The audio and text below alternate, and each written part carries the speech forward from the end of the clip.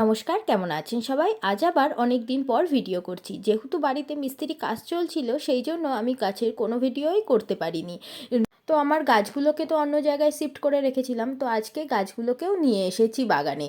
বা নিয়ে তো এসেছি, কিন্তু গাছগুলো এখনও সেইভাবে সাজিয়ে রাখিনি, সবেই রেখে দিয়েছি। সব ফুলগুলো ফুটতে শুরু করেছে, তাই ভাবলাম আপনাদের আজকে একটু দেখাই।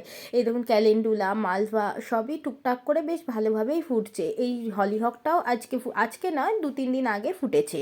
হলিহকটাও ফুটে গেছে, একটা দুটো করেই ফুটছে। এদিকে ক্যাপসিকাম গাছে দেখছি ক্যাপসিকাম হয়েছে।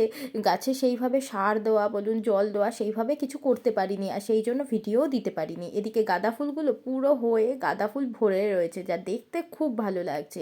আর এবারে একটা নতুন রকম গাঁদা ফুল করেছি অনেক বছর পর, সেটা হলো এই সাদা গাঁদাটা করেছি। হলুদ কালার করেছি, একটা কমলা কালার, এই যে এই কালারটা একটা, এই একটা হলুদ করেছি। অনেক রকমই গাঁদা ভ্যারাইটিস। ফুলগুলো বেশ বড় বড় হয়েছে, সেই সাথে ডালিয়া একটা একটা করে ফুটছে, সেটার আর ভিডিও করিনি। আর এখানে গোলাপ ফুলটা, যেটা না বললেই নয়, আজ 1 মাস ধরে এই লাল গোলাপ ফুল দুটো ফুটে রয়েছে, এবার আস্তে আস্তে শুকিয়ে যাচ্ছে।